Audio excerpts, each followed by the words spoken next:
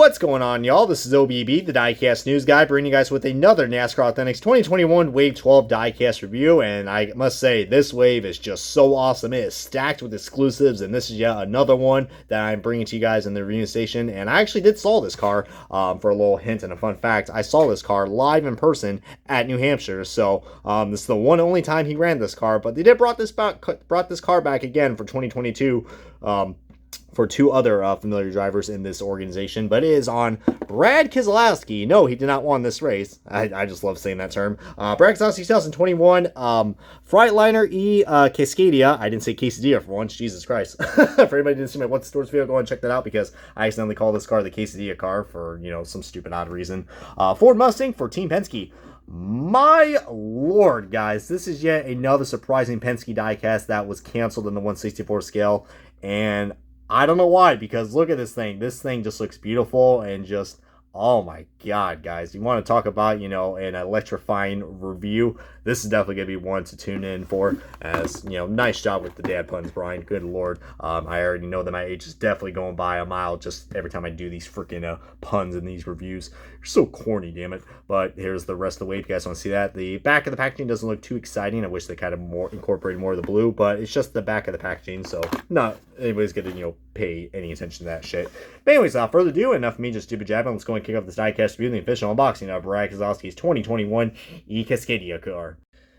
And alrighty, guys, we got this diecast out of this box, and before they start on this diecast review, let's look at the free accessory. I can't stress that enough, that you get with every single car from NASCAR Authentics, and it is a sticker. Oh my goodness, I literally have spent my whole life savings on a freaking sticker. I have waited for this damn moment, but look at me trying to get all zoomed in on this sticker, which it looks like, oh my god, we got ourselves another bent sticker. Oh my god, I am so disappointed in this $5 quality line. Oh my lord. Just kidding, guys. As you can tell, my sarcasm is really bad in this review, but actually a really cool looking sticker, guys. They got most of the, I like how Brad Keselowski's name is blue and it's outlined with the same outline of this paint scheme, the two, and you know, you got the Freightliner eCascadia.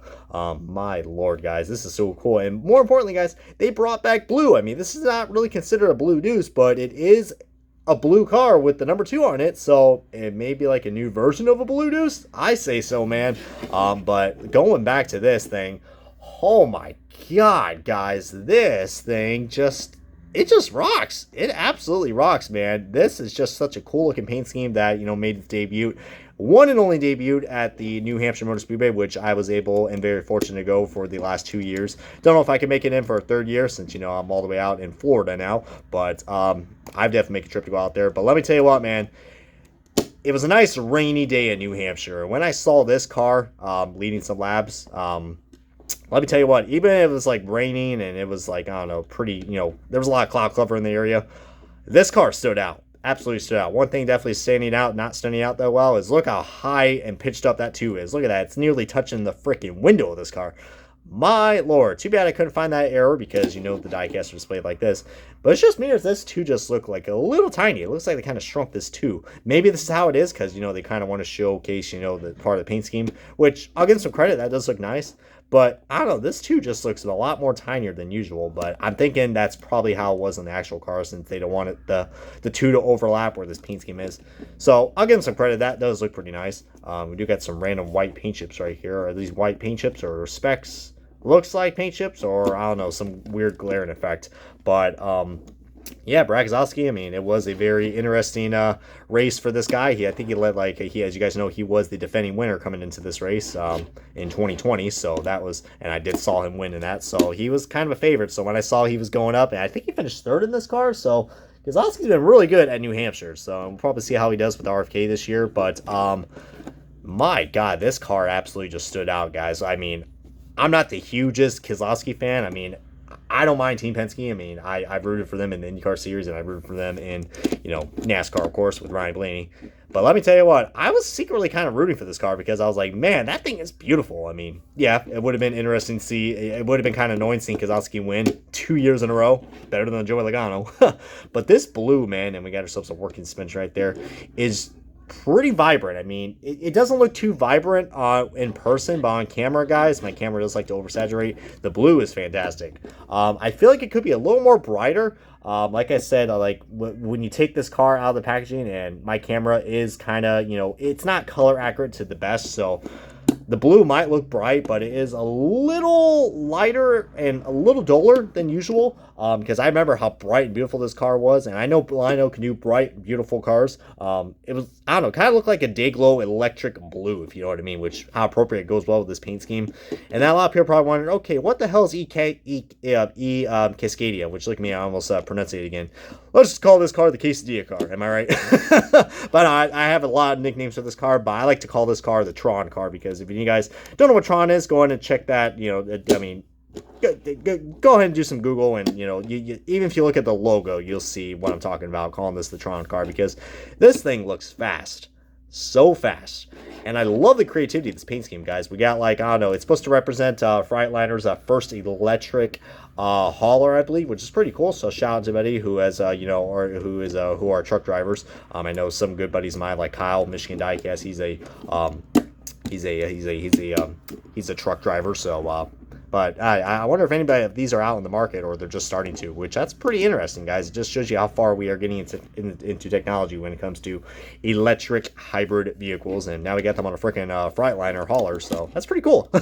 But I like this, guys. I mean, a lot of people don't really see the details in this paint scheme, but you see we got like a little lightning bolt right there to represent the battery charge. And then you see, like, I don't know, like the little percentage bars, I guess, right here to showcase, how much battery power is left. That's pretty cool, and I like these outlines as well. It goes very well with this paint scheme, guys. It just looks so sharp. I think it's supposed to represent like the circuit, or like, I don't know, like a circuit board, I think, for the electric car, or the electric trailer. But this is on a car, but this is just so sharp, man. And look at this. We even got like some the E's even colored blue, and the Cascadia sponsorship. All the lines, like, I just love how the lines match well with the logo placement, guys. This is just very sharp, man. And look, any kind of space that was kind of like, I don't know, had gaps. Because if you take all these blue lines out, this car will probably look pretty plain Jane.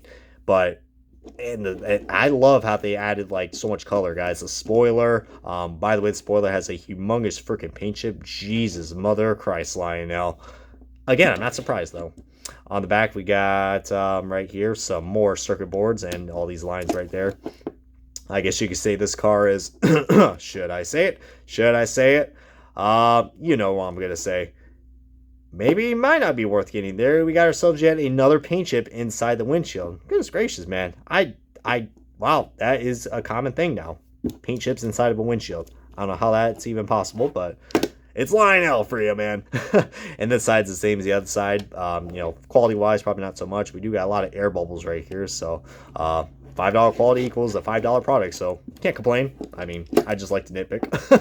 But let's go ahead and start the side-by-side comparison of the original Freightliner car, which I thought would be a great comparison. We also do have Kyle Larson's Freightliner car, which I still got to do a review on, but as you can see right here, just so much more is going on with this paint scheme, guys, and it's a shame he only drove this car for once, but they did, like I said, they did brought the scheme back, and it looks pretty cool in the next-gen car. I still kind of prefer the Gen 6 model a little bit better. And another thing I noticed, guys, that this car, usually I like color rims on the diecast, and maybe this would look nice, but I think on the original car, this car does not have colored rims, which kind of, it just looks so weird with no colored rims, because it's a Penske car. I don't know, I mean, it looks really cool without colored rims, but I don't know, if it had this bright blue with the rims, maybe it would look nice, but I don't know, man. I just think it looks pretty solid. I mean, it just shows you guys that maybe some of the Penske cars can go without colored rims, and this one in particular does look really nice.